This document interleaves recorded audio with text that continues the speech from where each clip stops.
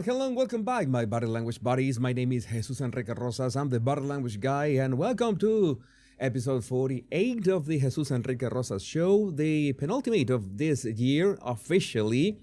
I'm pretty sure that I'm gonna do more shows. I cannot promise anything, but you know that it is so hard for me to not make these shows because, well, between all the crazy topics that we cover daily, plus the super duper lovely live chat that is so amazing every single day. Well, you know that this is addictive. This is really not work at all. We are live through YouTube on the Jesus Enrique Rosas channel, on X, Kinesics, and on Rumble, the Jesus Enrique Rosas channel. After this show ends, in 20 minutes or 30 minutes or so, you will get that in on Spotify as well if you want to listen to it, or Apple Podcasts, Amazon Music, and iHeartRadio. iHeartRadio is iHeartRadio? It's like that? Yeah. So let's do this. Greetings, Jesus Nation. Jesus Nation is in the house. So many of you. Let's start today. Let's start different today with your live chat. The live chat is more and more instrumental to this show. I used to, I'm going to do my thing and then I'm going to look at the live chat, and that has been transformed in the sense that you are part of this show, and you are part of every single video that I put out there in my channel. So this community, this is really a community. We are Jesus Nation. This is Jesus Nation, and we are here to stay. So let's begin with a couple disclaimers. We got a couple disclaimers. What? A blank screen. What kind of professional am I? Oh my God, a blank screen. No, this is. We need to talk about books. You know that I'm a big fan of books and memoirs, and that is my favorite genre of books. I love reading about people's stories. You know that sometimes they can be a bit exaggerated. They can be a bit made up. I'm looking at you, Prince Howie, Duke of Sausages. But Joshua Lycett, the ghostwriter, the most famous ghostwriter in the world, let me teach you something, because Kamala Harris is said to make $20 million from a book deal, according to the Daily Mail. You remember those millions that Harry was promised? I don't know how many millions was Harry's contract. That sounds like another life. But how much money did Harry actually make? That is a question that we all made back then, and we now, thanks to Joshua, have the actual answer to that by proxy, Kamala's memoir project. Let me teach you something. A book deal is advance against royalties, meaning the author doesn't get paid anymore until selling a certain number of copies. So you can say, okay, you're gonna get 20 million if we sell a certain number of copies. Let's say that we sold 100,000 copies, then you get $50,000, something like that. Okay, I'm going to just making things up right here. And as the tiers are achieved, or more books are sold, then you are guaranteed more payment until you reach that amount. In this case, 20 million. From a book deal. And Harry was the same. If you don't sell the amount of books that they expect, then you don't get paid what you expect. It's that simple. $1.25 per hardcover sold is typical. $1. This is what the writers actually make. $1 if you're lucky. Of course, if you go for a publishing company, if you're a content creator, just like me, that we publish our own content, we get a fairer part of that. Meaning Kamala Harris needs to sell 16 million copies of her memoirs. 16 million copies. Is that even a remote possibility? Well, I don't know.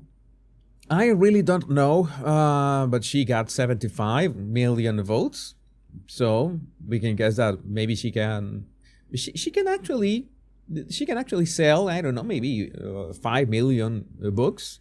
which means that she will get around, how much will be that? She will get like 3 million. 3 million. That is nice. That is, well, I hope that, that she's short on change nowadays. She's still trying to scramble for all that stuff that she did in the campaign. All the money that she spent, she's still looking for money. But it would be interesting to read Kamala's memoirs. Not that I'm going to read. I am not reading that, and I advise you not to waste your money on that either, even if that gets made. And in the sense of that memoirs and all the stuff and the secrets on celebrities, that the Royal Rogue is my other channel, which I opened like more than 2 years ago. I remember that channel was just for having a chat. At some point I said the body language guy is all about the royals. I need to do something because it's royal all the time, and this is not the body language guy anymore. This is like the royal stuff guy. So I decided to open my Royal Rogue channel. I remember that, by the way, that at first episode or first live stream of the Royal Rogue channel was the first live stream I ever did on the road. So it was a very first, for many reasons, the very first episode of the Royal Rogue.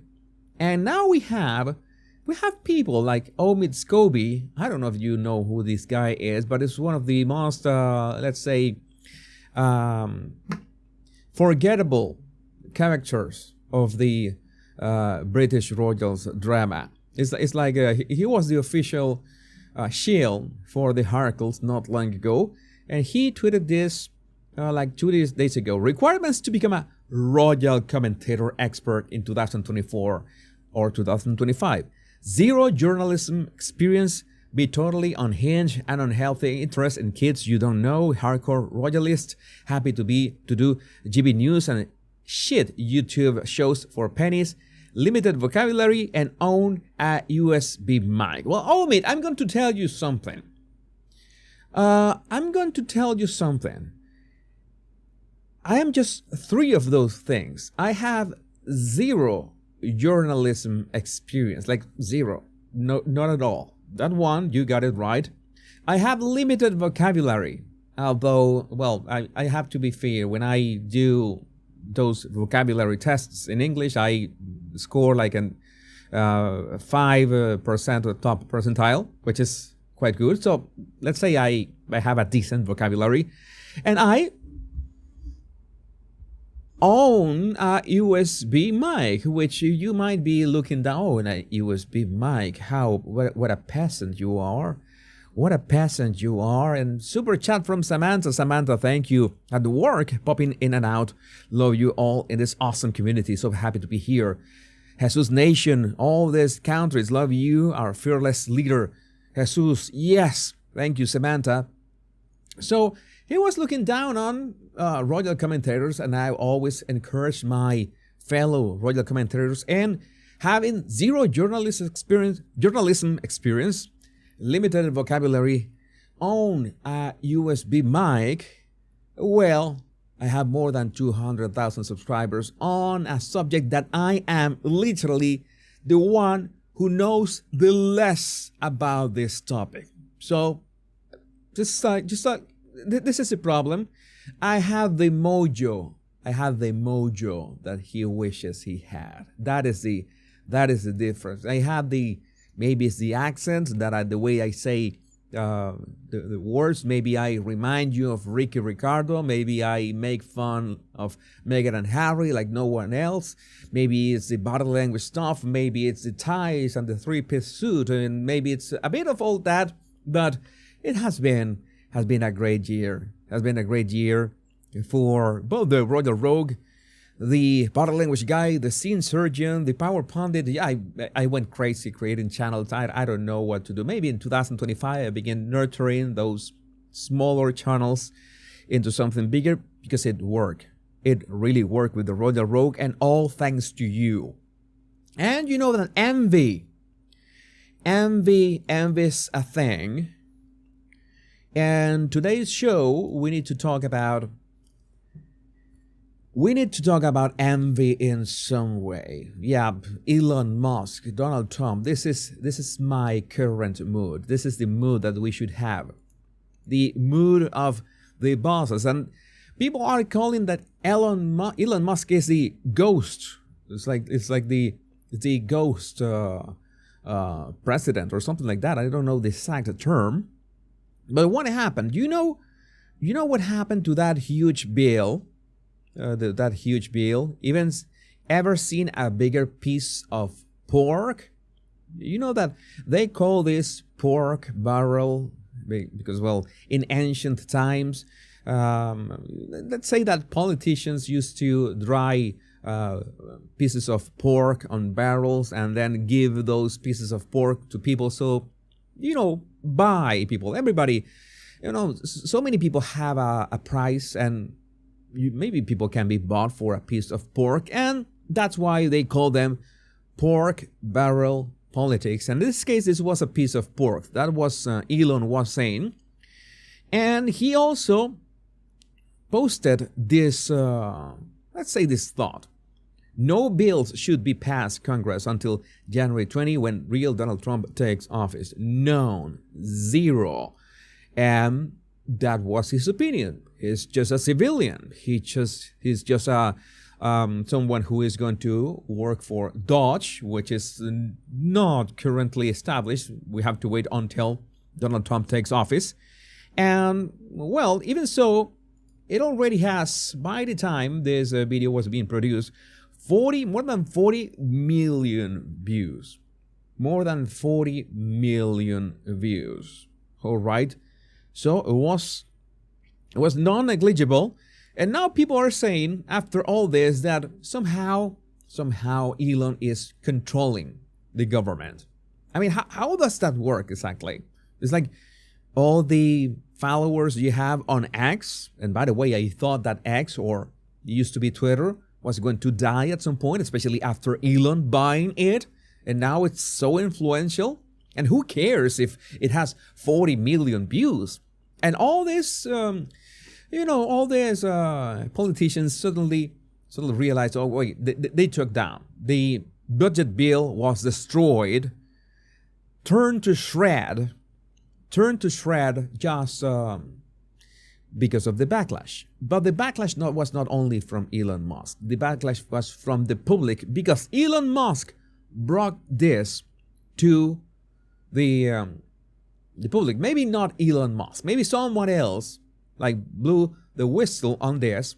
Okay? Elon Musk just got track of this. He retweeted that. Everybody found out, and the phones began ringing a lot. And then, well, the politicians realized that maybe this is not the best idea. Maybe this is not the best idea, and they killed the budget bills. And now they are blaming Elon like he's a ghost president. Yeah, I'm not sure. This is from Colin Rock. I'm not sure if people have truly grasped the power of X. The House was set to pass a BS spending bill. After just a few hours of posting on X by Musk and X users, the bill was effectively killed, potentially saving the U.S. taxpayer billions of dollars. And this is how the new media works, but it's not like he's twisting their arms in any way, but that is the way these politicians want to make it seem. Like Elon has some kind of power behind the scenes. Like he is, as some joke, the first body, and since he's the first body, then he has the power to shut down these bills like he wishes to. No, it is not like that.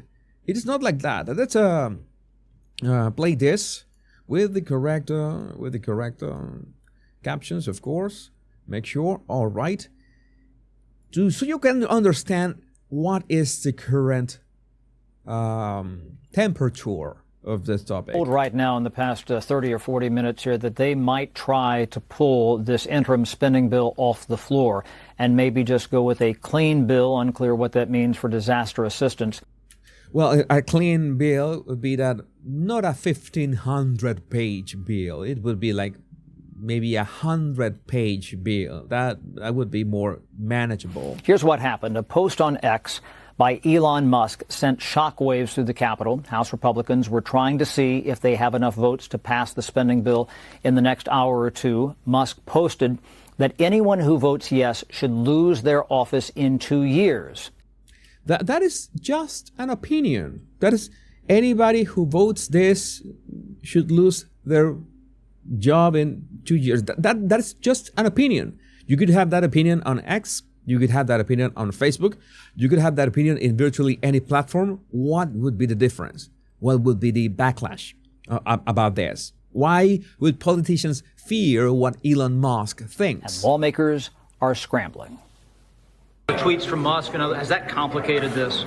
Well, I mean, I think that there's always a lot of interest in what's happening up here, and yeah, interest in what's happening up here. Captions not working, maybe of the echo, but yes, the interest of what is happening in Congress is because you are using the money of hard-earned money of taxpayers to spend in things that are pork barrel politics, including but not limited to raising your own salaries, which is yes, we need to get the rhinos out, two feathers. You are right. This is something that has to happen sooner than later. And well, Mike Johnson, we now know the true colors of Mike Johnson.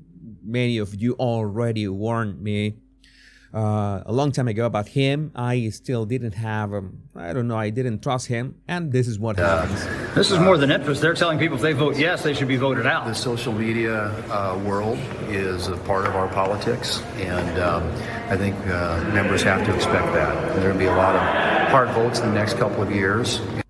Yeah, there's going to be, they have to live with that now. Because Elon is going to retweet anything that he seems fit to make sure that this kind of things, this kind of stuff, if it's the right thing to do, what is the problem? Why would you care? Why would you be worried about this? A member of the House Republican leadership told Fox that Musk is not helping. The lawmaker added that Musk has bigger fish to fry than picking a fight with House Republicans. One source said the bill is now bleeding support from the GOP. When asked how many Democrats the GOP needs to pass the bill, a senior aide replied, quote, a lot. Yeah, but the idea is that this was made in bad faith. And in bad faith, well, you cannot trust people who act in bad faith. Lawmakers who had hurricanes devastate their districts are torn. The fact is that, look, this is a sandwich. I don't know how else to say that. We're being forced into this position. They could have done a standalone. They did this because they knew that it would put members in this position to support it. We're damned if we do. We're damned if we don't. Now, the bill has about $100 billion in disaster relief, nearly $30 billion to restock FEMA's coffers, and there are lots of health care provisions.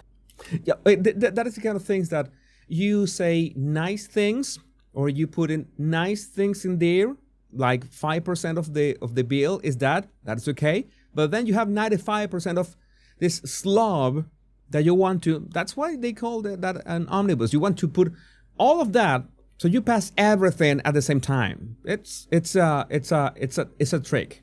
It's trickery. It's like there must be another word for that. Jamming everything together in one bill means some Republicans will not support Mike Johnson for Speaker in January. Have any other of your colleagues said that they're not voting for Johnson? Any expressed? Yeah, I've talked to a few, who don't seem like they're going to vote for him. You have to ask them. I'm not going to betray anybody's position. Will you just vote president, or will you vote someone else's name? I'll vote for somebody else. Now, Johnson can only lose one vote and still win the Speaker's race on January 3rd. Some Republicans ask how things are different with a spending bill like this under Johnson than former House Speaker Kevin McCarthy. The funding deadline is Friday night. Neil? Friday night. And we also have this. Bernie Sanders, you know that Bernie Sanders likes to stir the pot. Democrats and Republicans spent months negotiating a bipartisan agreement to fund our government. The richest man on earth, President Elon Musk, doesn't like it. Will Republicans kiss the ring? Billionaires must not be allowed to run our government. He is not running the government. He just had an opinion on X. Why are they so afraid of that? If the budget bill was the right thing to do, then what is the problem? Oh, right, that you have people on X dissecting the budget bill, summarizing it, and showing to the public what it really entails, that it is completely insane to pass that stuff. So that is what happens when you have, well, not only AI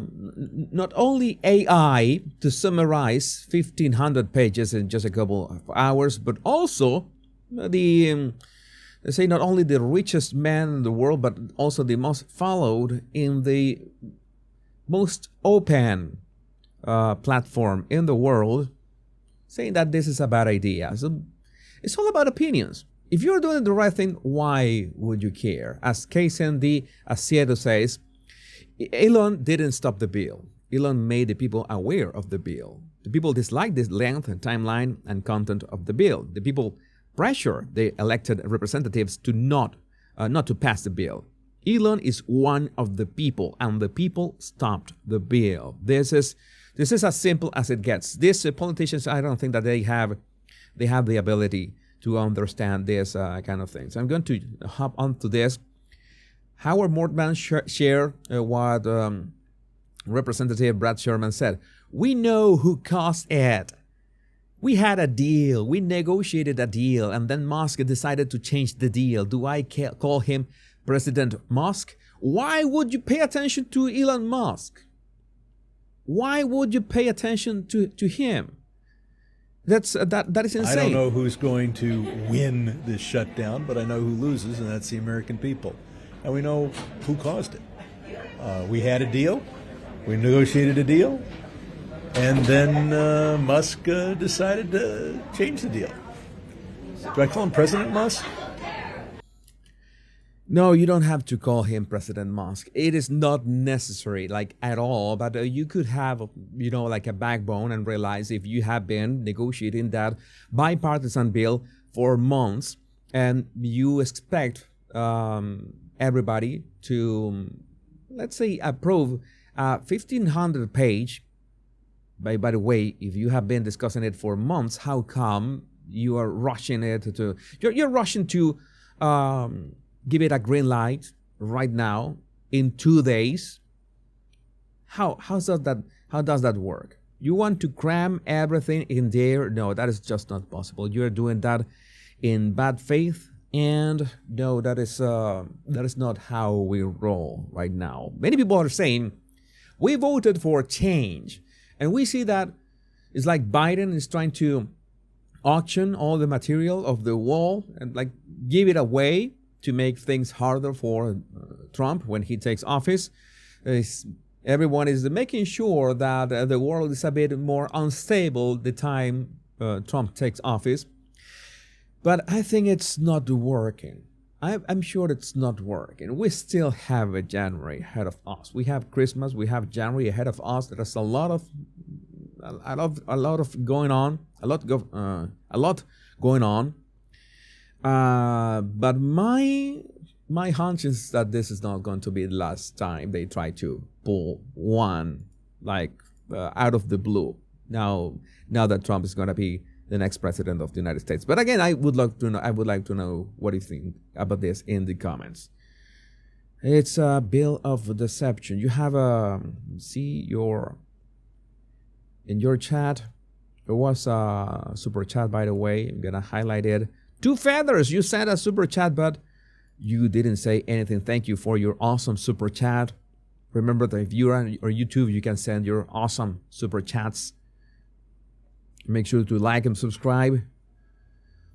It's just a principle. People are suspicious if billionaires have too much influence. But what kind of influence? Is having an opinion on a platform that nobody cares about. It's a platform that is only for right-wing extremists. Remember? Nobody is on X. Who is on X? Only right-wingers. Is that simple?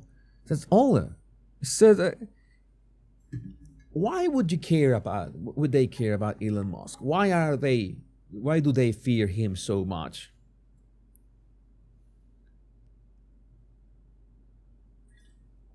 The government is a cartel right now with Schumer at the top. I agreed. Okay, let's continue. This is my Thai clip is rebelling. Newsflash, it was a Republican pushing for the pay raise. No one party owns the moral superiority. Jenny, you haven't found the Jesus emojis yet because you need to become a member. You are a mod. You're a mod of my channel, but you need to become a member to join the channel as a maybe as a bronze body. Not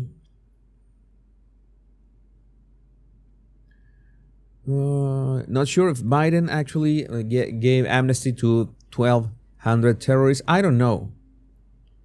We could check a bit later. But there's another thing we need to talk about. So another thing that we need to talk about is Fani Willis. It is not having a good day. She is not having a good day.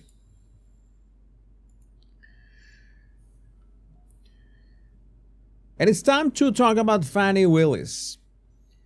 Fani Willis, you know that there was so much going on during that trial. I didn't have the chance to analyze that. But right now, we get to know that her efforts just went to waste. Breaking, the Georgia Court of Appeals just ruled that Fani Willis must be disqualified from the 2020 election case along with her entire office. Her entire office. What is this? What is happening? After carefully considering the trial court's findings in its order, we conclude that it erred by failing to disqualify DA Willis and her office. The remedy crafted by the trial court to prevent an ongoing appearance of impropriety did nothing to address the appearance of impropriety that existed at times when DA Willis was exercising her broad pre-trial discretion about who to prosecute and what charges to bring. So they essentially, to understand this legalese, this was a mess.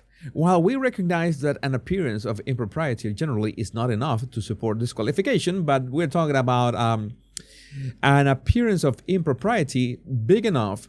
This is a rare case in which disqualification is mandated and no other remedy will suffice to restore public confidence in the integrity of these proceedings. Yes, this is racism. Shiv Chira, you're spot on. This is what they're going to say. This is racism. This is what they say all the time. Trump just keeps winning and he's not even in office. You're right, Zephyr K9. Zephyr K9. Georgia deserves better. Spot on, CW. Will Georgia have a bit more? What they really need. Just now, CNN breaks the news to their viewers that Trump's Georgia election criminal case is tragically falling apart after Fani Willis is dismissed. That case against him in Georgia had already been paused. Now, it's not even backburner. It's dead in the water. This is the kind of things that happen. This is the kind of things that happen when you have bad mojo. We were talking about mojo. You need mojo to do the things. If you don't have the right mojo, and not only mojo, some people have just bad juju. Those words sound pretty much the same, right? They have similar sounds, but it's not the same. When people have bad juju, like for example, the Duke and Duchess of Sausages, that is bad juju all the way. These people never win. They can never win. That's bad aura. About everything. We begin this hour with breaking news just into CNN. The Georgia prosecutor leading the state's election interference case against President-elect Donald Trump is now disqualified. CNN's Caitlin Polance is here with more. Caitlin, what can you tell us about this? This is just coming in the last several minutes. This is a big development. A big development, and a big development that Donald Trump has wanted for a long time. That case against him in Georgia, the criminal case, where it's accusing him and several others of a racketeering conspiracy related to the 2020 election, it's already been paused. Now, it's not even backburnered. This is a case that will be dead in the water because the Georgia Court of Appeals is now saying that Fani Willis, the leader of the prosecution against Donald Trump, the district attorney in Fulton County, Georgia, she should be disqualified from being able to bring that case. Disqualified from bringing that case. So you not only are dismissed, is that you are a loser in principle. A loser in principle. CNN should have a pile of dog poo in their backgrounds. Jesus pronounced Zephyr perfectly. LOL. Yeah, I did. You reap what you sow. You do bad things come back to you. That is always the boomerang law. That is just happened. The Georgia Court of Appeals is saying that it's a significant appearance of impropriety caused by the conduct of a public prosecutor. That is Willis, how she behaved, how she was speaking about the case, about Trump publicly, about how she was having a relationship with the top prosecutor. Okay, that was messy. I saw that part of the trial, and it was so fun to watch all the memes. I sadly miss on all those memes, but now in this transformation in the new channel, I'm sure that I'm going to cover all that. If any remotely similar happens, I'm going to cover it on the spot. I will be on top of that, not on top of Willis. No, that's not what I meant. That came out wrong. Concealed in this, a man named Nathan Wade. All of that, previously, the trial level judge had looked at and said, Fani Willis can stay on this case. We're not dismissing the indictment. But the Court of Appeals is now taking another look and saying, no, the trial judge was wrong. Fani Willis should be disqualified from continuing to lead this case. It would be a long process, or it will be a long process, to replace her, which is why I say this case is dead in the water now without Fani Willis, the person who was leading this case against Donald Trump in Fulton County. And just to keep tabs on how many cases there are against Donald Trump criminally, the other two in federal court, January 6th, and classified documents, those are dismissed. And then the additional case in New York City, where he was set to be sentenced, that sentencing is now not happening. Can you imagine the seething of the left? The seething of the left. Oh my God, how can this happen? How can this be happening? It is called lawfare. If you use lawfare, this is what you get. This is what you get. The American people is tired of this. American people want actual justice. They don't want two-tier justice. They don't want justice to be weaponized against political opponents. And Donald Trump has been really clear about this. This is not a day of reckoning coming. There is not a revenge or none of that. He wants to truly unite America. I'm sure that he means it. I hope that he does a great job. So he shows Democrats how it's done. And to be fair, this is something that I wanted to tell you. This is a personal opinion. I think there's should be more variety in terms of what are the options that people have in the United States in terms of politicians. It's not like, oh, we need people, only Republicans to win. It's that is not the idea. We need common sense to win, and we need Democrats to get to their senses in some way or another. They will have to do that at one point or another.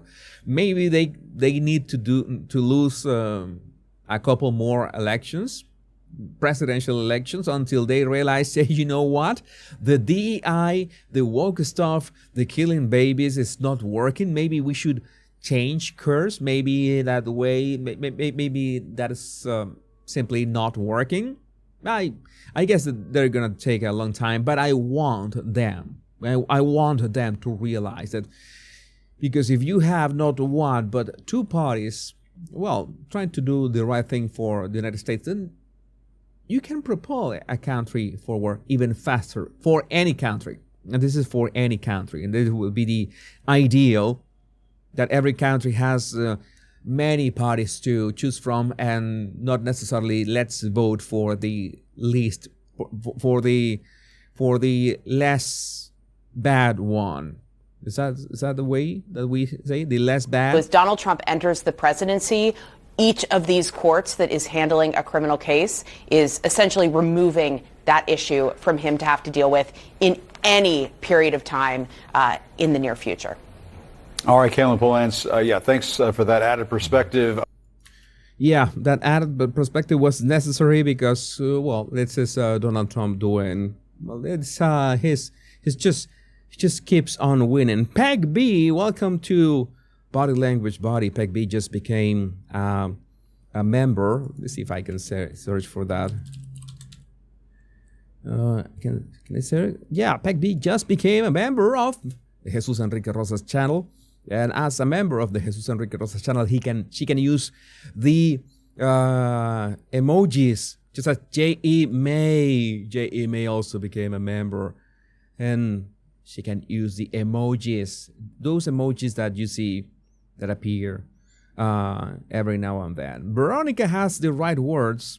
Veronica has the right words for this. The lesser of two evils. Yeah, you are saying that properly. You're saying that properly. Thank you. Yeah, more members. Elizabeth. Elizabeth just became a member as well. Thank you, Elizabeth. And welcome. So many of you like my crazy emojis. I could make more emojis, but I don't know how many more face expressions should I have. Let's highlight your headshot because I want to know what you think about this in the comments.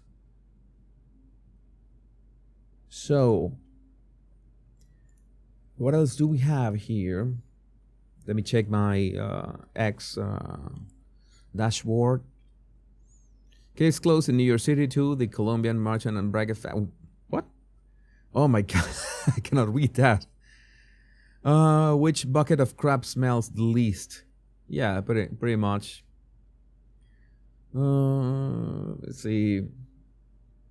What else is happening here? Just in case, keeping an eye in the comments. Luigi Mangione hit with federal charges, now eligible for death penalty in United Healthcare CEO murder. I'm going to highlight this just in case you're interested in this. This one, Luigi Mangione. We haven't heard about that case in a while. In a while, it's like 48 hours, but let's check that out just in case. What is going on? I have it right here. So Luigi Mangione hit with federal charges, now eligible for death penalty in United Healthcare CEO murder. He now faces federal charges including murder and stalking in the public execution of United Healthcare CEO Brian Thompson. 11-count case and includes a rare first-degree murder charge.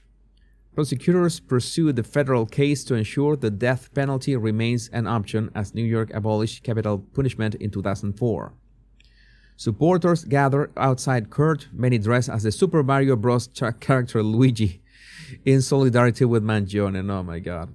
Luigi, the original Luigi has been tainted. There's another video in here. Let me check that out. No, it was way too silly.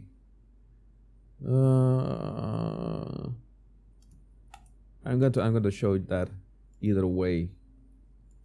Let me see if I can. Like this one. And I reload in here. And there's other guys. You can see the guys here who are dressed like Luigi with Luigi hats and, well, privatized healthcare is a crime against humanity. Well, you're living in the United States, so you have to deal with it for the time being. There's something, what can you do about that? Beside a huge reform. Jesus Enrique Rosas, I always look forward to your shows. Thank you for your informative, sane, and always humorous commentary. Thank you, baby Renee. Thank you for that. Oh, baddest cat. Baddest cat. What was baddest cat? Where's baddest cat?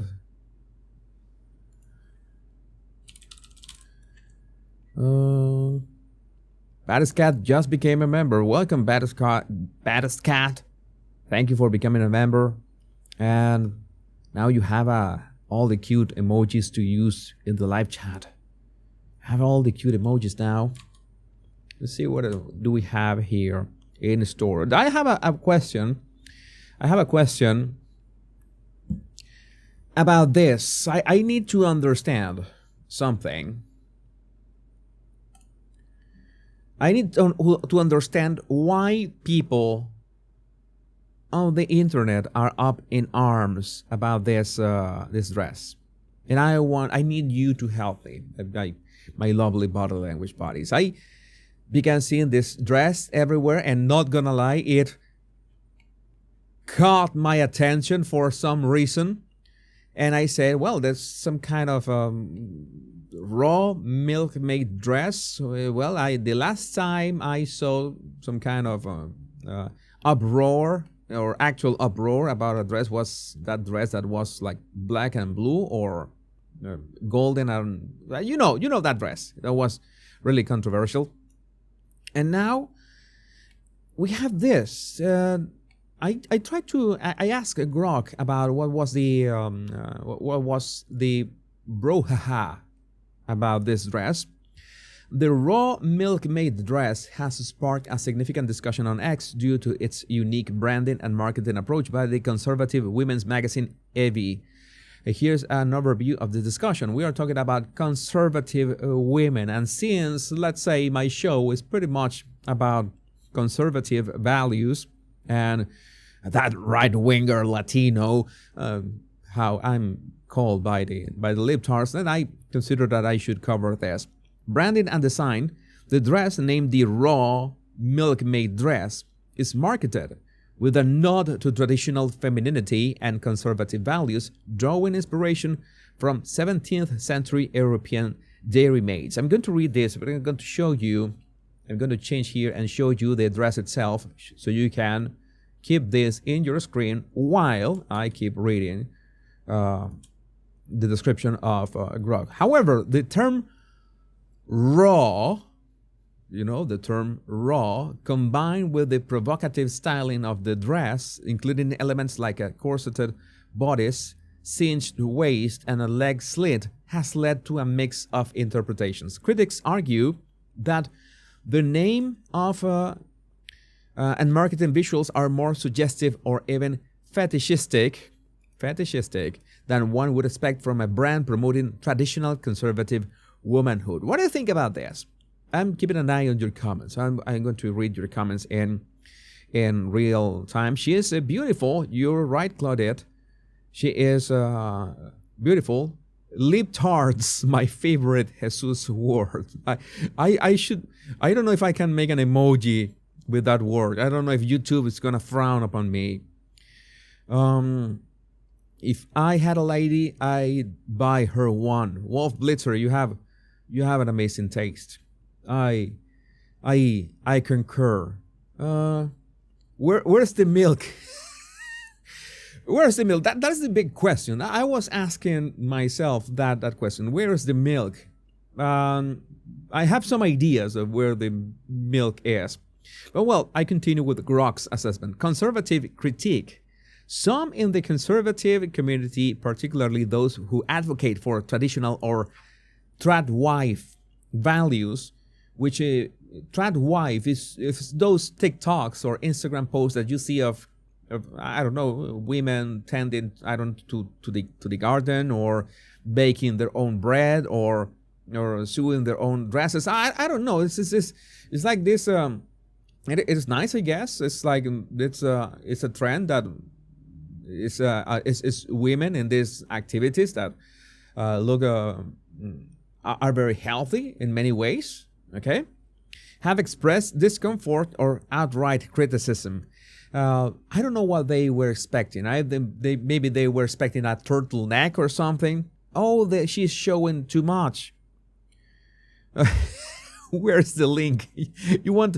Oh, I should have included an affiliate link. This dress, as my understanding, is $180. $180. I should have Maybe I should repost this as a video and include an affiliate link. Yes, anyone offended by the word raw needs a therapist. There are many people offended by everything.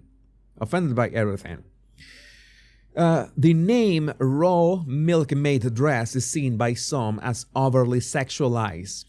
Raw milkmaid dress. The name raw milkmaid dress is seen by some as overly sexualized. I mean, what are we in? What year is this? What century is this? I'm pretty sure she never milked a cow in her life. Oh my God. We should have a Jesus Enrique Rosas show, night show, late night show, really uncensored show. But no, I'm not going to say what I was thinking. Jesus, the link for membership, you should go for the subscribe link, where the subscribe link is. If you want to become a member of the Jesus Enrique Rosas channel, you go for the subscribe link and you will see a join right next to it. A join button, and there is the link to become a member of the... Yeah, this is not the 1970s. This is not the 1970s. Is this illegal to drink raw milk? Many people want raw milk legalized. Yeah, we could have a red light show, Bobcat, but I don't know if that would be appropriate, because, you know, but part of this is like, I'm always a gentleman and I just go to one line and never cross that line. You know that the idea is not crossing that line. I don't want to give the wrong impression, which contradicts the conservative ethos of dressing modestly and focusing on family values rather than personal allure. I'm going to tell you something. I'm going to go back to here, but I need to focus on this lady here, the raw milkmaid dress. I'm going to tell you what are some of my values, and something that could be controversial for some. But as an artist, I'm sometimes asked, Jesus, what do you think about, what is your take on beauty? Well, my take on beauty is something that beauty people can be objectively beautiful. We always say that beauty is in the eye of the beholder, but we can 100% know when a person is beautiful. And I am tired of pretending we can. And we are going to be talking later. I'm going to do the comparison. I don't care. We're going to be talking about later about another topic. And I just showed you this. So we get this out of the way. People can be objectively beautiful. Oh no, the real beauty is actually inside. Wait a second. Let's say that we have two dimensions of being beautiful. You have one type of beauty outside, one type of beauty inside. So you can have like a diagram of 4 squares, okay? There are people that are beauty in the outside and beauty in the inside, people that are beauty in the outside, people that are ugly in the inside, people that are ugly in the outside, people that are beautiful in the inside, and people that are ugly outside, and people that are ugly in the inside. It's not that hard, but it's a raw simplification of the matter. But this woman is objectively beautiful, and any hot-blooded man that disagrees, oh, she is. I can imagine those Reddit mods on the internet say, oh, she's a 5 or 6 at most, or something like that. You know, those stupid things. She's objectively beautiful, and I think one of my values, I'm gonna talk like in a personal way. One of my values, especially as an artist, is like I value what is beautiful. I value when not only when people are beautiful, but when I see beautiful architecture, which is important for me. I think that art, for example, has to be a celebration of what is beautiful. I like modern art in ways that, okay, this is something that is funny, okay, or like disrupts my line of things. And I find myself with the same mental patterns, and I like to go to modern art museums. I love modern art museums, not because the art is good, because the art precisely is not good. It's ugly, it's all over the place, but that breaks, that shakes me out of my current line of thinking, maybe gives me new ideas, and I like to go to more classical beauty art galleries to, well, remember what is beautiful. Okay, that is important. So I think this is misleading. This is misleading because what we see in these revolutionaries, these Democrats, these libtards, is that they want to deconstruct whatever beauty is. And they want to say that everything, no matter what, no matter who you are beautiful. No, you're not. You have to be realistic. We have to be realistic about this. There's people that are beautiful, people that are ugly. There's no way around that. We need to stop pretending. Stop pretending about, oh, you are going to hurt the sensibilities of people, but get over it. Get over it. It's that simple. It's if you're not going to win a beauty pageant, a contest, then that's okay. That's not your thing. That's perfectly okay. Just go onto another endeavor, maybe a intellectual endeavor. That's okay. And maybe people who want to go for intellectual endeavors couldn't care less about how they look. That's another thing. But it seems that when we talk about beauty, oh no, that is a taboo term. You cannot say that somebody is beautiful and another person is ugly. No. Wait a second. People can be objectively beautiful. And we have two kinds of beauty: external beauty and internal beauty. As simple as that. As simple as that. So you do it, you think about that way, and maybe you can say, well, yeah, maybe this is not the right dress to go to church. That could be one thing. Maybe the top is a bit too revealing. Depends of where you're going to wear it. And depends, of course, of the assets of the woman. In this case, she feels the dress quite nicely. But in the end, it has to do with the concept of what we deem beautiful, what we deem for sexy, and what do we deem for, what are the values that we stand for. And I stand for beauty in every single form, and objective beauty. Oh no, that Picasso painting is beautiful. Bullshit. No Picasso painting is beautiful, like in the least. That is the greatest lie. It could be innovative. The only way that I admire Picasso is because he was the greatest marketer of his era, making people really believe that his paintings were clever or interesting or whatever. His paintings are hideous.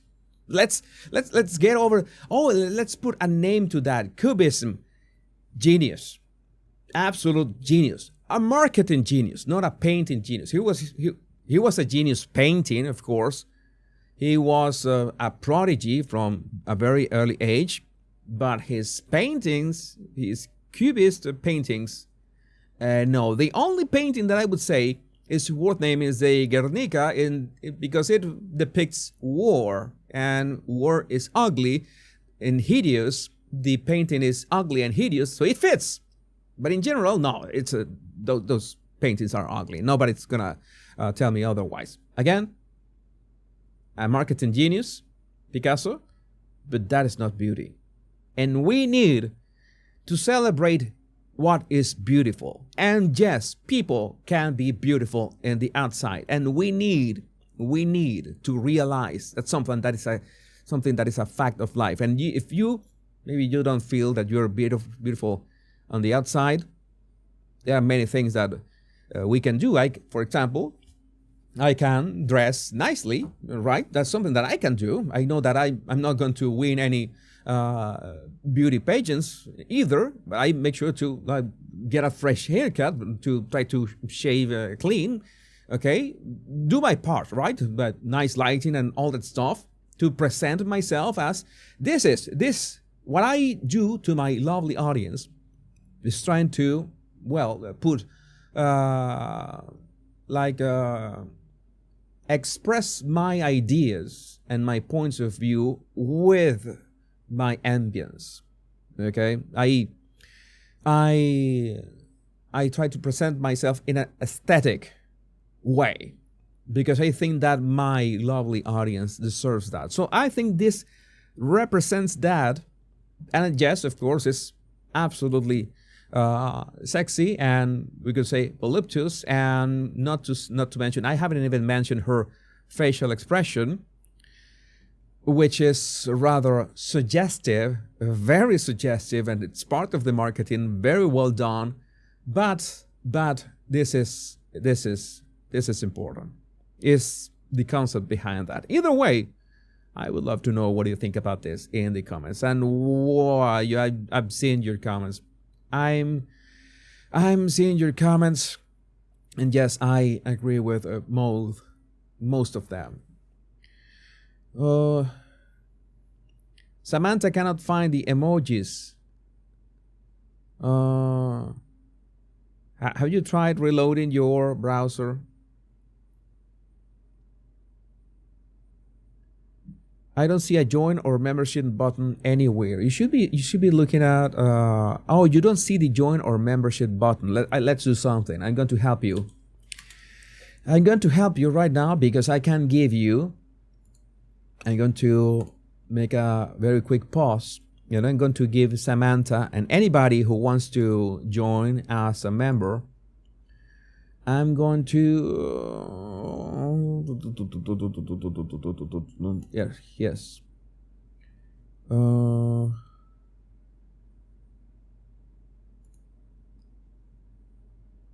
You see, where's the link? Looking for the link. Okay, this is a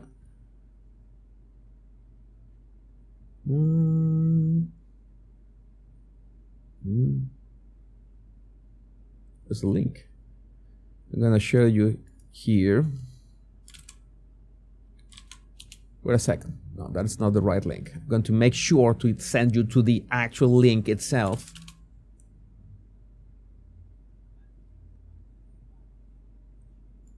Okay, yes, here's the link. Here goes the link, Samantha. Here goes the link. All right, there you can check on that.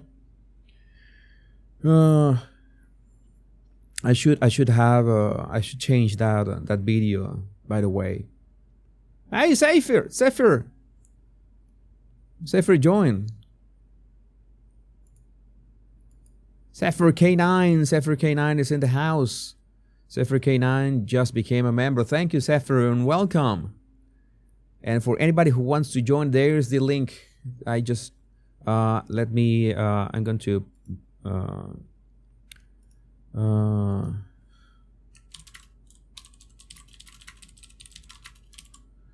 join as a member. I'm going to click on this and then pin the message so you find it. To join as a member and use my Leticia Palmer, Samantha, thank you. This is so awesome. Welcome, Leticia. So kind of you becoming a member.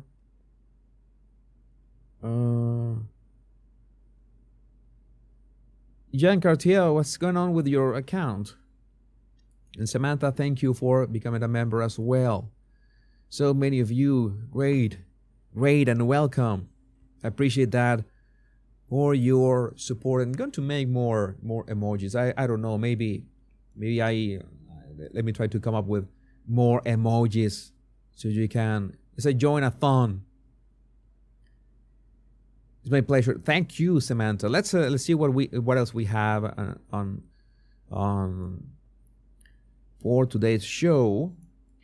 For today's show, we needed to go to the other side. We need to travel to the other side. The side that I didn't want to go.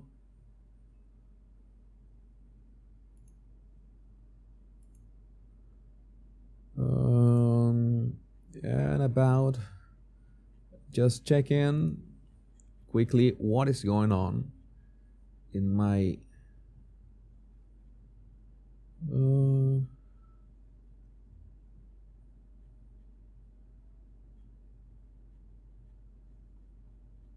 make sure that I check everything.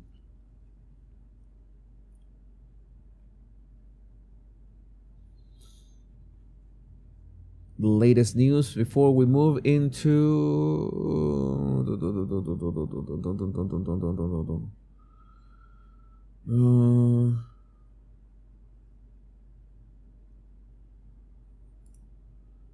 okay.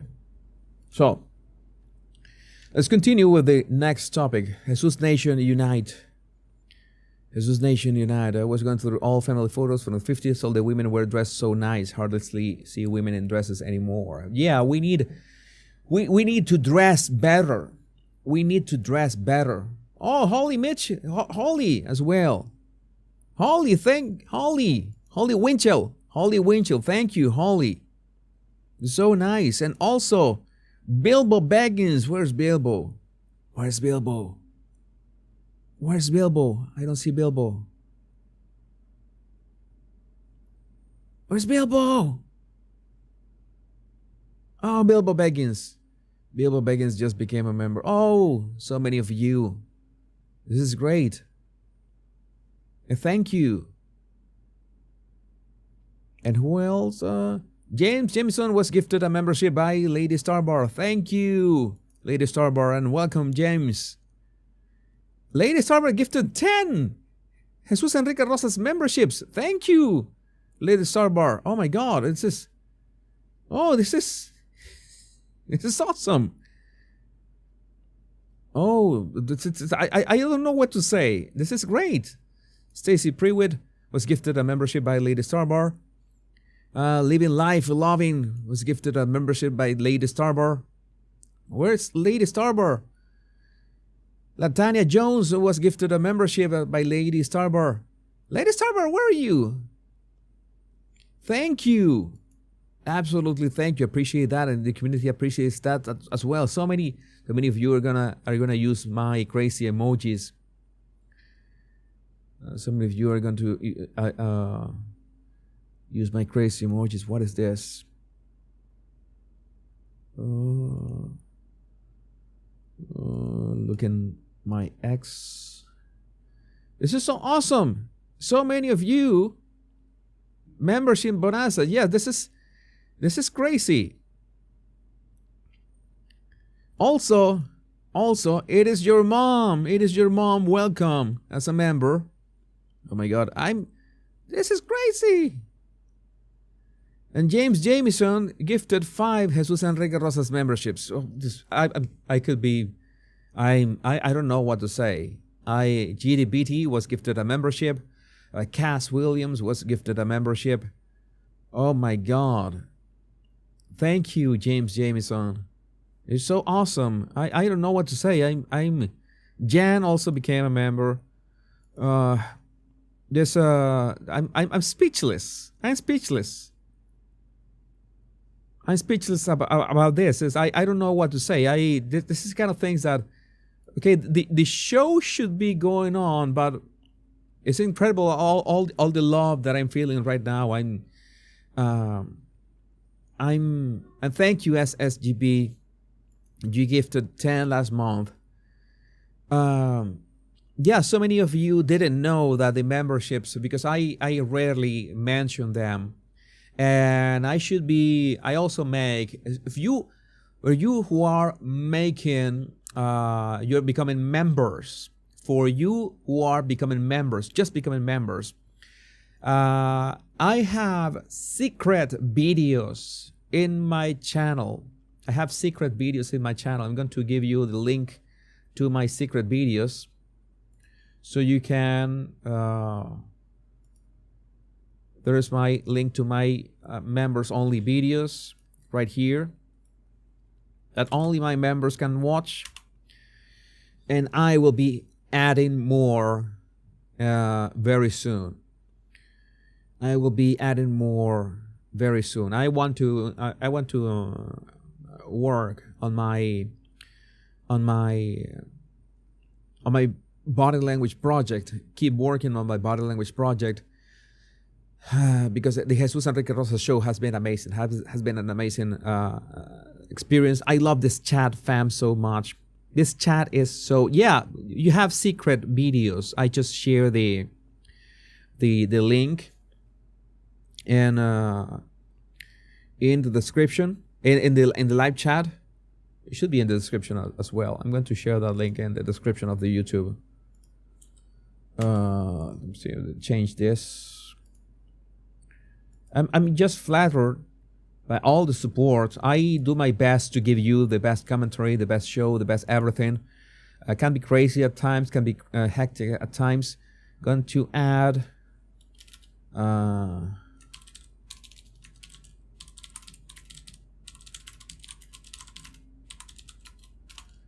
watch my members only videos in here. You can now, if you refresh your browser, if you refresh the video, then you will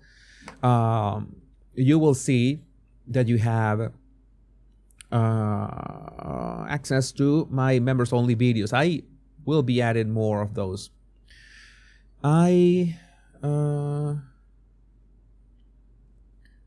Did Jenny could join? Did Jenny manage to join?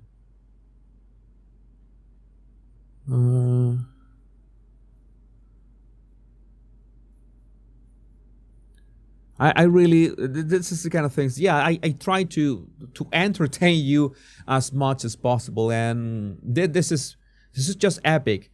I how to say this? I try to give you content regardless if you are, of course, being subscribed and liking my videos is free, right? But being a member of my channel is something else. I try to give you something else, not only if you are a member here on YouTube or you are subscribed on X. If you are a subscriber on X, you also have access to my secret videos. If you are a supporter on Locals, you also are a subscriber to, you are subscribed to my secret videos as well there. It doesn't matter where you are and a special member, so to speak, and where you support me, you will get access to that. Are you not entertained? Thank you for all this. It's something that I feel really flattered. Yeah, this is the best Christmas gift that you can give me. Thank you. It's the love and support, and it is worth everything to keep working very hard. CW is in the bowler hat emoji. Claudette Burley, you're the only one I've joined. You're the only one worth it. Thank you. I really appreciate that. We should continue because I'm getting all red here. I'm getting all red. I'm getting redder than my tie. I need to cover my face with something. I will need to. I covered my this. I need to cover my face because I'm all red. This channel is a healthy addiction. We love you, Jesus, and I love you back. Thank you. Charisma and comedy in an interesting way to listen. You're too modest. Thank you, guest lists. It's my pleasure. Let's continue. I really don't know what to say. It's very very strong. I'm at a loss for words. We love your videos. I appreciate your views, Jesus. I try to do my best. I will continue to do my best. But now we need to talk about this thing that happened in San Francisco, which sometimes I wish this was satire. You know that I love satire. I consider myself an amateur satirist. I always studied the greats. I love humor. I think that we should laugh more. Sometimes I get in trouble because of my humor, but that's okay. That's because for humor we have to tell the truth. But sometimes real life can be a bit. What is this? San Francisco just appointed Virgie Tovar as their weight stigma czar. And no, but this is important. I need to say that Jenny just became a member. Jenny is one of our most legendary mods. Jenny, welcome. Appreciate all your support. Jenny has been one of the most ruthless mods that I've had, and she's in charge of she has been in charge of so many blogs and kicking people out. Thank you, Jenny. Thank you for becoming a member of my channel. I really appreciate you being here, being a mod and being a member. Well, I'm working, says Virgie Tovar. I'm working with a team at the San Francisco Department of Public Health as a consultant on weight stigma and weight neutrality. And this is the reason why I was trying to compare, not unfairly, but trying to be realistic, that when you talk about beauty, we talk about external beauty and internal beauty. The two things can be simultaneous at the same time and can be divergent at the same time. So the stigma, let's say about the stigma, what kind of a stigma can have this? Let's play this video. There's a video from, what is her name? Virgie. Virgie recorded this video for all of us to understand what is she really doing in here. I just found it interesting that this is called big announcement. I think that is really appropriate. It is a big announcement indeed. So let's listen to Virgie, whatever she wants to say. Hi, my name is Virgie Tovar, and I'm the author of You Have the Right to Remain Fat. I am the author of what? Of You Have the Right to Remain Fat. I don't want to, Virgie. You know what? I have a herniated disc. I think it's L3 or L4. And you know, my neurosurgeon 20 years ago told me, you have two options, Jesus. You can either get surgery for your back, or you can, hit the gym and eat healthier and, stay in shape. And you know what? I chose the second one. Has been great so far. So I have the right to remain fat, but I had to fight to be in shape. It's something that actually you have to fight for. It's something that is worth fighting for, not going to lie. As well as a few other books on fat positivity. Fat positivity. Okay, fat is important for some processes in your body. Too low on fat. If you're 4 or 5% fat in your body, then you're gonna get sick many times. Okay, and your how do you pronounce that? Libido.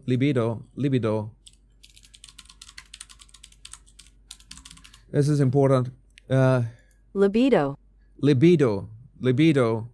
Your libido is going to plummet, literally, among other things, if you are too low on fat. But any extreme is, unhealthy, and having too much fat is also unhealthy for you. It's like your heart has to be pumping more. Your arteries tend to be, I'm not a doctor, but the whole enchilada. We need to make America healthy again and all the world healthier again. And this is something that I don't know, goes like it justifies not taking control of your life. I know that many people are going to tell me, oh, my stuff is genetic, my stuff is just not possible to change, but many people have been able to change by many ways. Now we even have Ozempic, and maybe your country even can give you Ozempic. So there are many ways to skin a cat. I have never liked that expression because I actually like cats. So many ways to skin a cat, but you get idea. You know what I'm saying. What happened? When I think about what people might be surprised by or what you wouldn't think of when you think of eating disorders. This is important because I wouldn't say that I had an eating disorder, but I have emotional eating. I still have it. I haven't been able to get rid of it. One thing very important is to just stuff my face with as many vegetables as I can. So that helps a lot. And especially go to control my stress and go to bed earlier, something that I'm doing and it's working wonders. But I suffer from emotional eating. I know what is that, and I haven't been able to curb that. I can only control the impulse to just stuff my face with carbs, which is something I love food, and I can be really stressed at times, but I've been able to control that. So I understand what can she say about this. Okay, eating disorders, I immediately think of being a kid. All that starts when we are kids. I immediately think of being a kid. I was a kid in a larger body, a teen in a larger body, and also I'm an adult in a larger body. I was too. It's not like I was the fatty of at school. I was bullied for other reasons, like I was too shy, way too shy.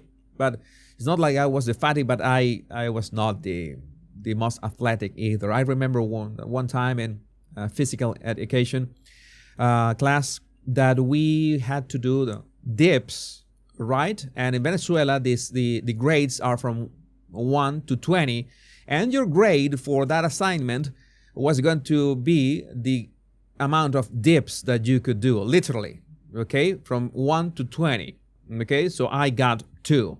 Okay, at least what's not 1, but I got 2. You got an idea of who you're talking about. So I can, in some ways, I can relate to this. And the message I always got from my doctor was shrink your body by any means necessary. And it really felt like there was a sense of a don't ask, don't tell.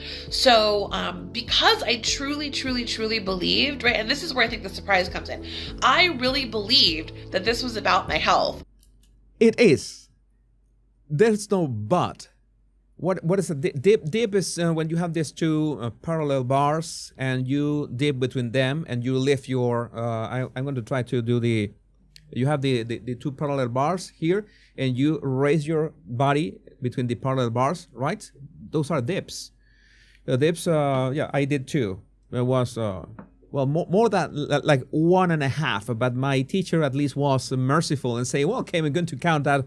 I'm going to count that as 2. I'm going to count that one as another one. I really believe that my doctor was right, because why would I believe it?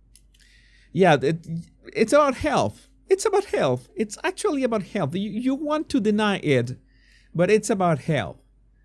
Oh my God. And then she has another video, and to make sure that you see the captions right, and that might shock you. You see the intersection, really, what is your definition of health? Yeah, that's really complicated, right? I think I want to talk about that question, but Okay, I'm going to listen to what she's going to say, and just to make it clear that not because somebody is slim, that person is metabolically healthy, which is important. Something that we need to talk about. Maybe we can address that. I want to start by saying that, no one has to be healthy. No one has to be healthy.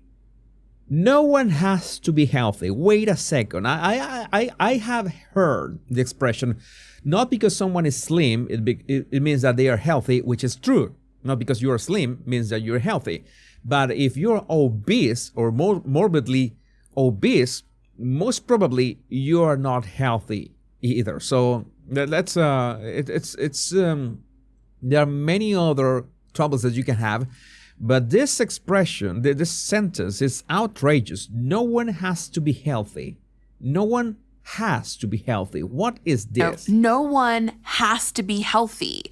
No, right? Like, I mean, it's like, no, like there is no governing body that's like out there putting, you know what I mean? It's like no one owes anybody that in either the traditional sense of the word or any other more innovative or, you know, more politicized, maybe even version of that word. So I think it's important to say like, and I want to back up and bring in intersectionality and say like, right, like look at the disabled community, right? Like I think disabled community, you're mixing things. So you're going to say that being slim is racist now? People with disabilities have, and activists within that space have consistently been saying, like, I'm never going to be your notion of healthy. That doesn't mean I don't get to be a full human. You get to treat me some kind of way, right? And so I think that I love taking that principle within disability rights.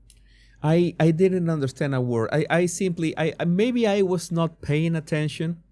But did you understand what she said in the last 15 or 20 seconds? Because I didn't understand a word. I'm going to give her a second chance. More innovative or, you know, more politicized, maybe even version of that word. So I think it's important to say like, and I want to back up and bring in intersectionality and say like, right, like look at the disabled community, right? Like I think people with disabilities have, and activists within that space have consistently been saying like, I'm never going to be your notion of healthy. That doesn't mean I don't get to be a full human. You get to treat me some kind of way. Okay, you are, now I get it. She's trying to say, since people with disabilities, there are people with disabilities who cannot be completely healthy by, you know, standards, then it means that nobody else gets to strive to be healthy or try to be healthy. I don't know how to put that, but that is nonsense.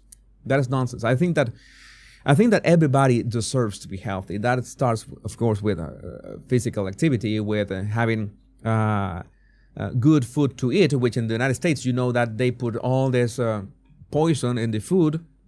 We had so much pollution in cities. We want cleaner air. In some ways, I can understand when people say, okay, maybe you are slim, but you're not really healthy. In some instances, that is true, because what matters is that you are metabolically healthy, that your hormones are functioning, that you wake up in the morning with energy, with mental clarity, and you have that long-lasting energy throughout the day. That is the way. That is the right way to live. I mean, you could be virtually any size you want. That is on you. But I think that having that energy and being able to enjoy life with that energy is the right way to be. And the only way to do that is being healthy. Okay, sometimes it can be harder for some people. I already told you. For me, the emotional eating part it's really hard to overcome sometimes. It's something which is a system. You have to sleep enough, you have to remain hydrated enough, and you have to eat cleaner, you have to manage stress, something that for me as a content creator has been a lot of up and downs. I'm reaching a point of my life that I have less stress because, well, there's things have worked out creating these videos. So I can say that all that has managed to have a better quality of life, have more energy, have a better mental clarity. All that, we should strive for all that, okay? It's not just like, oh, I am fat and you are slim, I'm this way. No, that is just unidimensional. It's just one dimension. This is more, let's say, this is more complicated than this. But I am not justifying what these people claim that nobody needs to be healthy. No, on the contrary, everybody needs to be healthy.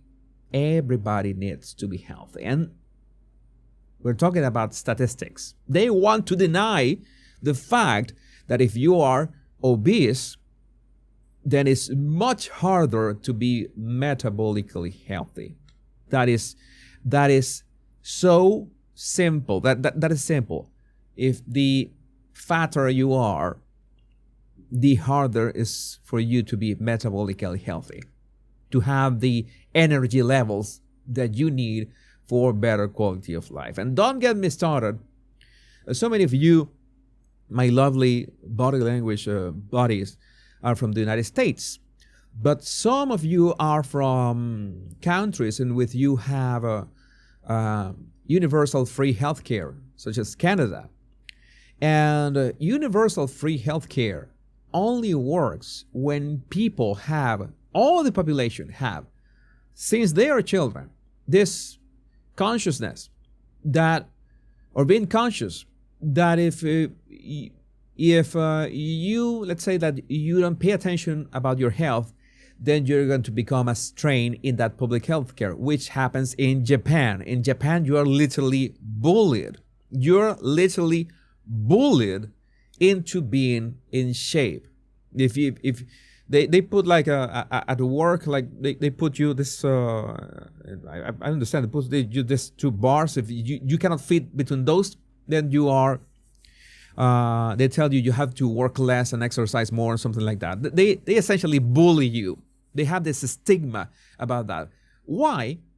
Because they know that if people don't walk enough, they don't take care of their health, well, besides all the stress that they have in Japan, then they're going to be a strain in the public free healthcare, and it's going to be a strain in everyone else public free healthcare. So you're a strain, the strain that you're putting, but not paying attention to your health, is harming everybody else. So that in Japan, that is, no, they're going to bully you, literally.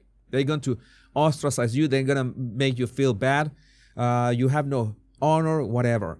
And that should be, people in countries with free health care should understand that. That's when we enter other topics that are, of course, more contentious, in which we have all this immigration, people who immigrate or are illegal migrants to these countries who have free health care. So you have illegal immigrants who are illegally in the country, are not working, are not paying taxes, but you have to accept them in the hospitals and in that free health care that is being offered. I'm just going to give you that, but they don't die in Japan from heart attacks in their 40s like in USA. No, Veronica, that is true. That is 100% true.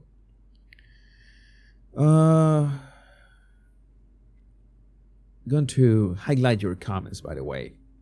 Highlight your comments on this. This is a great discussion.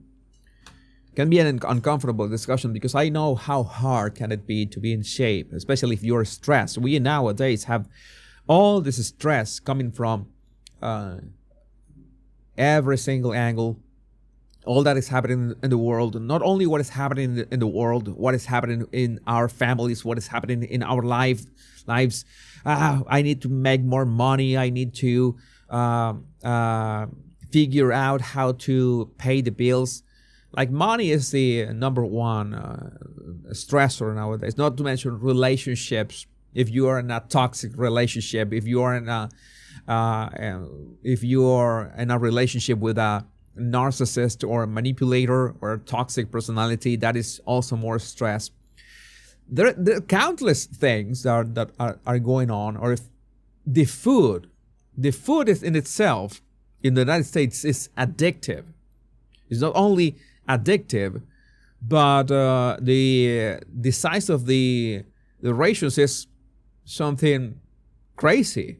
And I'm saying from a perspective that I was not born with this discipline. I had to realize that every time that my herniated disc began hurting, That was like the alarm. They say, Jesus, you are letting yourself go. You have to control your stress.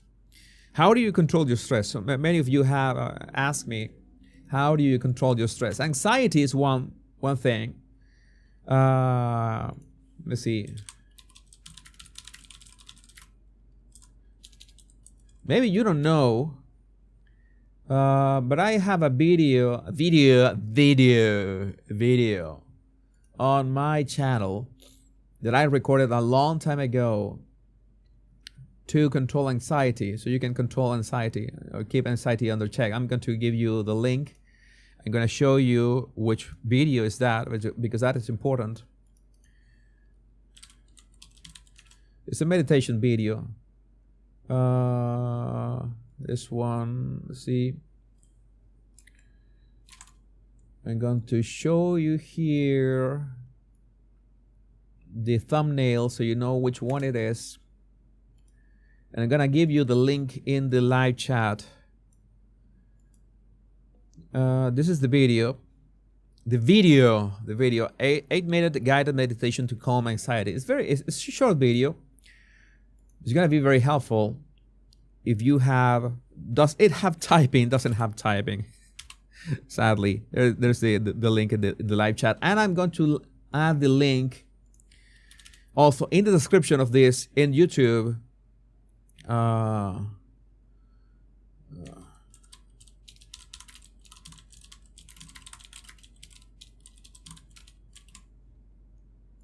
There's a link in the description of this video as well. I just updated.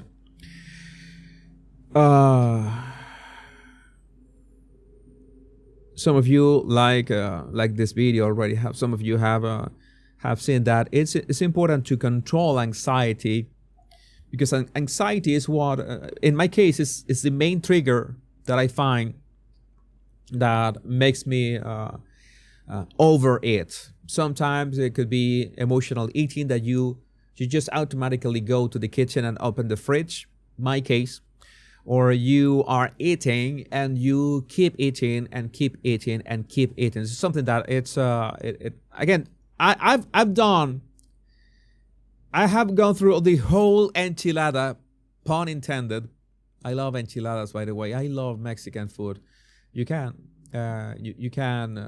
invite me. Although my favorite food is Japanese and Italian. But if you invite me for a nice true Mexican food, then I'm game as well. But again, I can understand. It's never easy. Oh yes, calories in, calories out. Yeah, it's pretty much calories in, calories out. But what do you do when you have so much stress? When you have to deal with the day-to-day things in your life. I'm going to highlight your chat, you know that. Love Italian.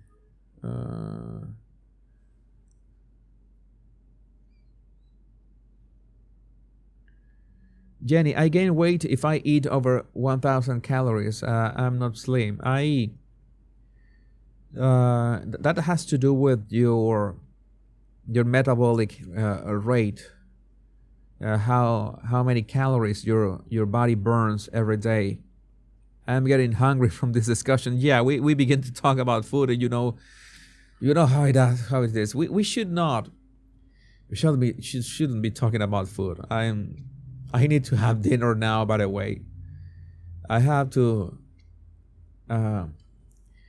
increase cortisol level from stress. This is another thing. People don't think about the cortisol level, because if your cortisol levels are too high, then your sugar is going to spike. No matter what you do, no matter what you eat. It literally doesn't matter what you eat. You could eat as clean as you can, but if your cortisol levels are high because of the stress, because of you don't sleep enough, because maybe you don't sleep enough and you either at the same time hit the gym too hard because you think that is going to help you deal with the stress. It sometimes does. It helps you maybe get your energy out, but it raises your cortisol levels, and that in turn raises your sugar in blood. Again, I'm not a specialist, but that's why it's so difficult. This is a system. The body is a wonderful system in many ways. If it is your mom changed to carnivore or keto, I tried both of them. I always miss my carbs. My favorite carbs are potatoes, by the way. But I'm going to tell you, I have tried everything, literally everything. And the first thing, the most important thing, this is a secret. The most important thing that you need to take care of. We need to have more sources of pleasure rather than food. We do, Veronica. We do. But maybe the food is the one thing that is most readily available. The most important thing for your health, hands down, is sleep. Sleep is the single most important. Sleep will improve your life, make 40 or 50%, something that's going to be massive. It's not hitting the gym. It's not eating different. It's not all that helps is controlling your anxiety, for example. You can use my video. Remember you can use my video link in the description to control your anxiety. But I have found that if I don't control my sleep, everything else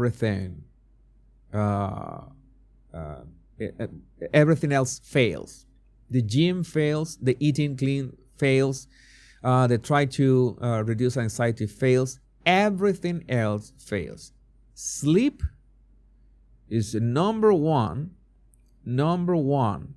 thing, a priority. I used to do this kind of things. The last time I did an all-nighter was for election day. I thought that was a special day. Let's destroy my circadian rhythm, circadian cycle once again for a good reason, election night. But you should not sacrifice your sleep over anything. You should get, at the very least, 7 hours. Some of you, I know, that get along with 6 hours. You need to know that if anxiety is unbearable in your life, it's just too hard to, if you have these changes in energy over the day, you're not sleeping enough at night. You're not sleeping enough at night. And if you are too hungry during the day, most probably you're not sleeping enough at night. And I'm going to tell you what is the second one. The second one is hydration. Two very easy. The first one is sleep. The second one is hydration. People have all this hard time trying to be healthy, trying to be in shape, trying to control stress, and they don't pay attention. And doctors don't pay attention to either sleep. When was the last time you went to any doctor and your doctor asked you, how much are you sleeping at night? Or how much water are you drinking daily? When was the last time a doctor? I'm not saying that you should not pay attention to doctors, because they usually try to cure what's broken. But the idea is to not break things, right? First thing, I'm telling you because I sincerely love you, my body language buddies. I cannot stress you enough how fucked up was my life until I seriously began to fix my sleep schedule. And again, I told you a couple times where does this come from. that when I was a kid in school, if you went to sleep before midnight, then you were a total loser. And I had this huge programming. Oh, I'm a total loser if I sleep before 12 or 1 a.m. Maybe 2 a.m. is a nice time to go to sleep. And if not, you're a loser. And it has been really hard to deprogram that and reprogram, even with hypnosis. But sleep is the number one. Hydration is number two. There it is. I know that sometimes it's not easy to sleep more than 6 hours. But you absolutely, if you want to improve your life in every single way, prioritize sleep. I'm telling you this as a friend. I'm telling you this because I really love you. This outpouring of love from you today has been just amazing. I'm really flattered for all this, all that you have, all this. I forgot that super chat from Shiv Charan.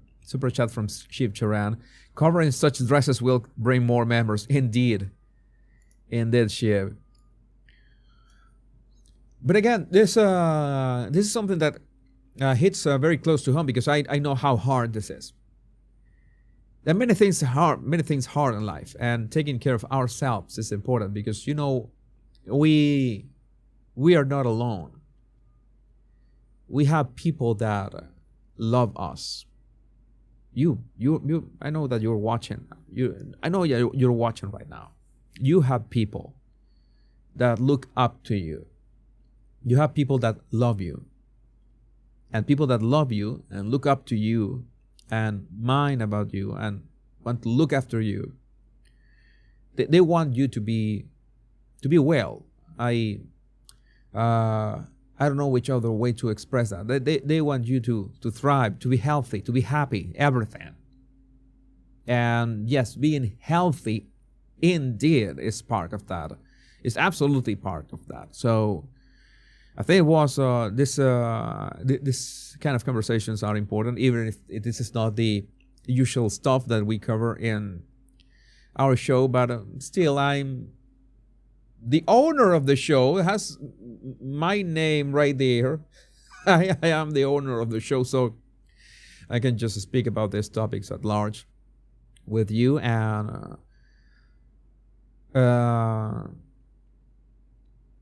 I don't know. I really